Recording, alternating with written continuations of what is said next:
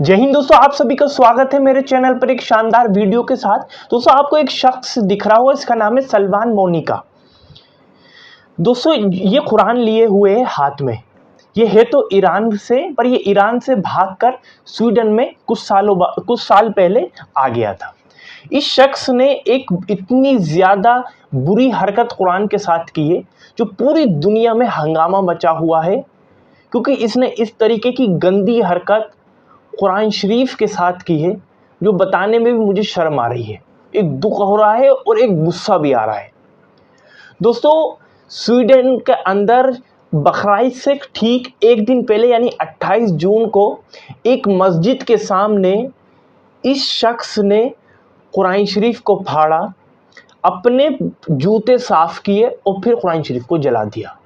इस चीज़ को लेकर पूरे देश में हंगामा मचा हुआ है। दोस्तों पूरे देश में तो नहीं, पूरी दुनिया में हंगामा मचा हुआ है।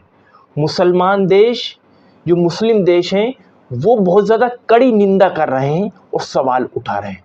और ख़ास तौर दोस्तों बड़ी बात ये रही कि स्वीडन की सरकार ने इसकी इजाज़त दी उस शख्स को कि आप प्रोटेस्ट कर सकते हैं और कुरान शरीफ को फाड़ सकते हैं, जला सकते हैं। इसी को लेकर मुसलमान जो देश हैं, मुस्लिम देश, बहुत ज़्यादा गुस्से में। आखिर पूरी खबर क्या है मैं आपको पढ़कर बताता हूँ, ध्यान से सुनिएगा और आगे ज़्यादा से ज़्यादा इस वीडियो को शेयर ज़रूर करिएगा। स्वीडन में बकरीद के मौके पर कुरान जलाने जाने की घटना को लेकर इस्लामिक देशों की तरफ से ठीक ही प्रतिक्रिया आई है। स्वीडन में बुधवार को स्टॉकहोम सेंटर मस्जिद के सामने 37 साल के एक शख्स ने कुरान को फाड़कर उसमें आग लगा दी थी।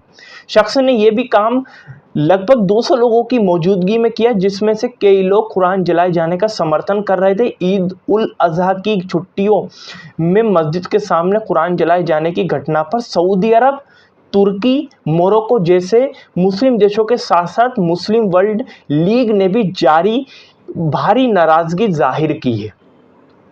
स्टॉकहोम सेंटर मस्जिद के सामने कुरान जलाने वाले शख्स का नाम सलमान मौनिका है, जो सालों पहले इराक से भागकर स्वीडन आ गया था। स्वीडन के अधिकारियों से कुरान को लेकर विरोध प्रदर्शन करने की अनुमति मिलने के बाद मौनिका ने बुधवार को कुरान जलाने के काम का अंजाम दिया।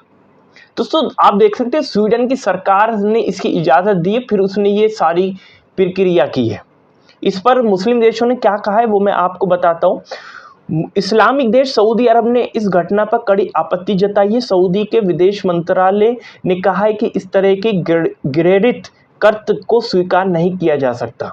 मंत्रालय ने अपने एक बयान में कहा है कि इन घृणित और बार बार गए जा रहे कृत्यों को किसी भी औचित्य के साथ स्वीकार नहीं किया जा सकता है। ऐसे कृत्य स्पष्ट रूप से नफरत और नस्लवाद को उकसाते हैं। ये सहिष्णुता, संयम और चरमपंथ खत्म करने के मूल्यों को आगे बढ़ाने के अंतर्राष्ट्रीय प्रयासों के विरुद्ध है। ऐसे कर्तव्य नागरिक और देश के बीच के संबंधों में पारस्परिक सम्मान को कम करते हैं। वहीं तुर्की भी भड़का है इस मामले को लेकर। तुर्की ने कहा है कि स्वीडन में कुरान के कथित अपमान की घटनाओं से तुर्की हमेशा से नाराज रहा है। इसी कारण वे स्वीडन के नेटो में शामिल होने के रास्ते में रोड़ा भी बनता रहा है। अब एक बार फिर स्वीडन में कुरान जलाने की घटना से तुर्की नाराज हो गया है। कुरान जलाए जाने को जघन्य कृत्य करार देते हुए तुर्की के विदेश मंत्री ने इसकी कड़ी आलोचना की है। उन्होंने एक बयान में कहा कि अभिव्यक्ति की स्वतंत्रता के नाम पर इस तरह के इस्लाम विरोधी कर्तव्यों को अंजाम देने की अनुमति देना अस्वीकार्य है। इस तरह के जघन्य कर्तव्यों को अनदेखा करना अपराधी में सहभागी होने की तरह है। तो आप देख सकते हैं कि स्वीडन के अंदर सरकार की इजाज़त के बाद कुरान को जलाया गया, जिस पर मुस्लिम देश काफ़ी ज़्यादा गुस्से में हैं और अपनी नाराज़गी जाहिर कर रहे हैं। अब आगे इस पर क्या होगा, स्वीडन के अंदर जो कुरान जलाए उस पर दुनिया भर में क्या माहौल होगा, वो आने वाला टाइम बताएगा। पर आपकी क्या राय इस वीडियो को देखने के बाद नीचे कमेंट बॉक्स में ज़रूर बताएं। वीडियो को लाइक करें, शेयर करें, चैनल को सब्सक्राइब करना बिल्कुल भी ना भूलें, ताकि मैं जब भी नई वीडियो लेकर आऊँ तो आपको पता चल जाएगा। चलिए इस वीडियो में इतना ही।